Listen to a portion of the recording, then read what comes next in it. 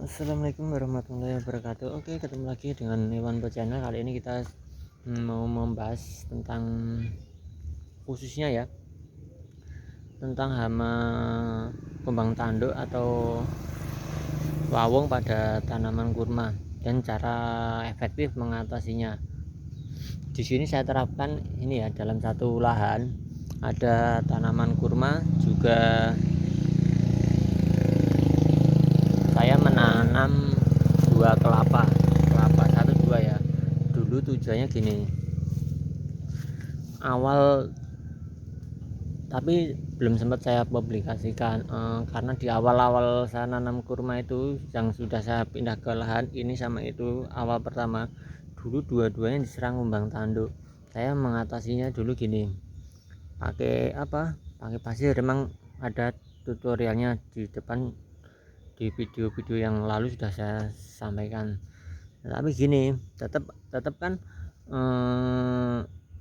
pasir itu cuman membuat jerah.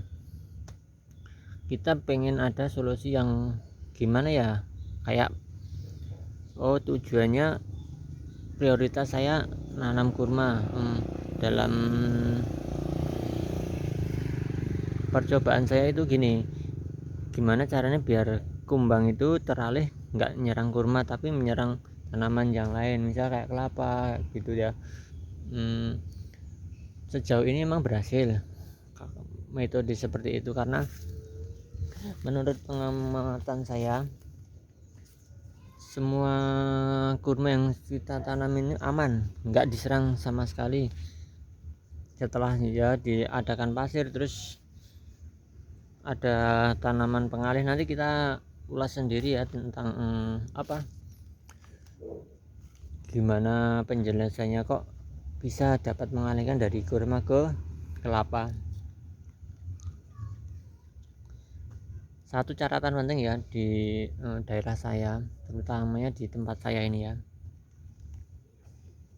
ini serangan kumbang tanduk itu sangat amat masif sekali, sangat ganas. Dulu setiap rumah masjidnya itu hampir semuanya ya, banyak sekali tanaman kelapa itu, banyak sekali ya, bahkan berderet-deret ya, banyak sekali ya. Sekarang itu satu pun udah hampir nggak ada, tersapu sama kumbang tanduk semua ya. Makanya kenapa saya berani nanam kurma, karena gini, coba nanti kita cari solusinya, hama itu menanggulanginya gimana, karena itu sangat masif sekali di sini. Ini ya, sama sekali nggak terendus sama kumbang tanduk ya sekarang ya untuk kurmanya, padahal dulu awal itu ganas sekali. Oke ya, nanti kita review juga yang di gimana ganasnya kumbang tanduk itu menyerang tanaman kelapa ya.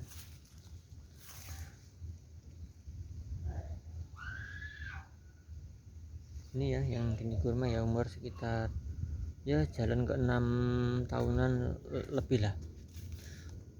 Kita masih menanti, mudah-mudahan nanti segera memunculkan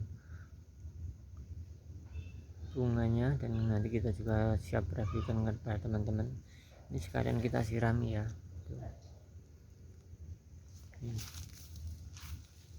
Ini, dan kita jelaskan juga nanti gimana cara mengatasi kumbang tanduk pada kelapa ya. Ini ya, nih kita kasih pasir semua ya.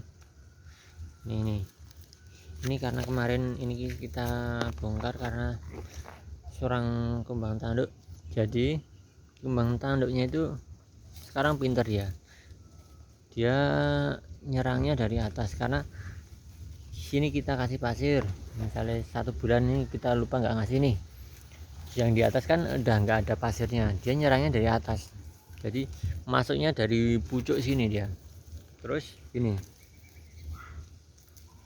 nah nyerang ke bawah ke dalam. Nah itu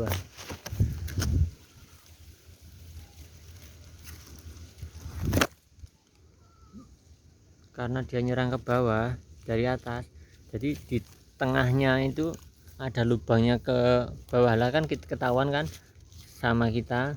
Terus tengahnya itu kita kasih pasir nih, jadi pergerakan kumbangnya mati sendiri, terus kita dorong ke atas oleh pertumbuhan kelapa ini ya, kelihatan ya.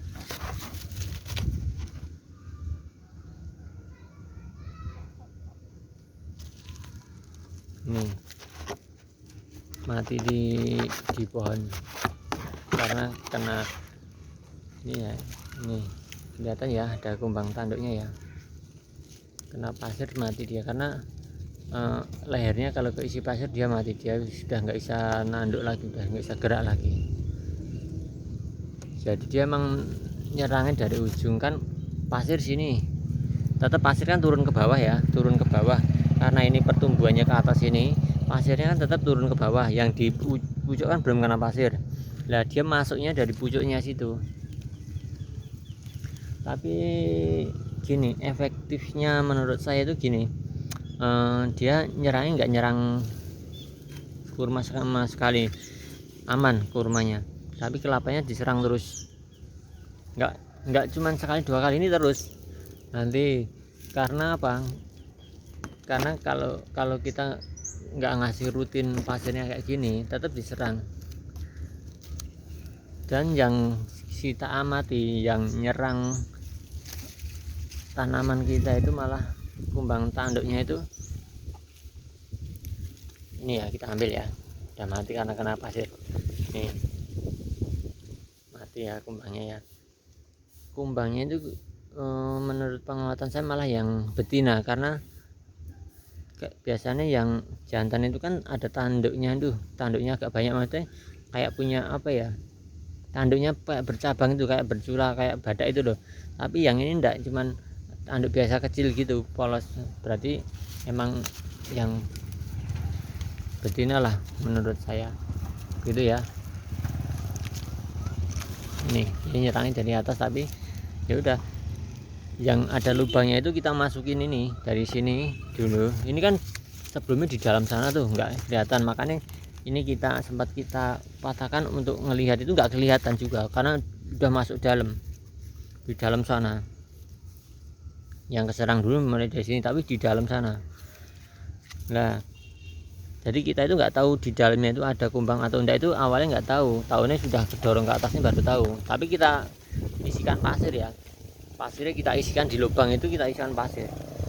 Tahu beberapa hari naik kayak gini, kedorong ke atas, kumbangnya ikut ke atas, mati dia. Itu ya. Ini kita cuma punya 2 pohon kelapa di sini. Yang satu ini, yang satu ini, dua-duanya diserang ya.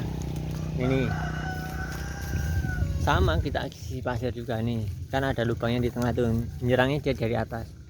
Nah kelihatan ya ini ya. Nah, tapi ini udah kita isi pasir, tinggal nunggu nanti kumbangnya mati di dalam ya.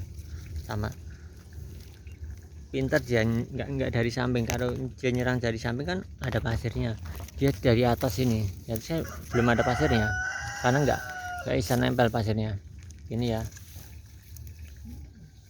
bisa dipahami ya. Jadi catatannya gini, satu, untuk mengalihkan dari kurma ke kelapa itu efektif sekali.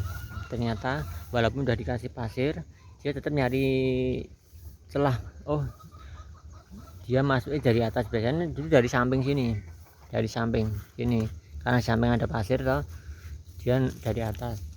Tapi tetap aja, tetap kita kasih pasir kena juga kumbangnya. Tak pun kan sebelahnya gini, walaupun tetap dikasih pasir dia tetap nyerang. Tapi antara pohon kelapa sama kelapa ini sama kurma, ternyata milih nyerang pohon kelapa, padahal dekat sama-sama. Itu malah ada 4 kurmanya yang udah besar itu, 1, 2, 3, 4, aman, satu pun nggak ada yang terendus. Ini kelapa dua-duanya terendus, terserang kumbang tanduk. Jadi kan kayak gini, dapat ditarik kesimpulan ataupun hipotesa lah, hipotesa saya lah. Pohon kelapa efektif untuk mengalihkan serangan kumbang tanduk ya, dari pohon kurma ke kelapa. Jadi kalau disuruh milih, mungkin gini, milih nyerang kelapa karena nggak ada ininya, mungkin ya, nggak ada duri-durinya kayak kalau kurma kan ada. Itu satu. Yang kedua, pemberian pasir itu sesering mungkin, karena pasir nanti kena hujan itu dia turun tetap ya, kena air dia turun. Nah, turun ke sini, turun ke tanah, nah gini turun ya, karena kenapa air ya. Nah ini kan kemarin tuh hampir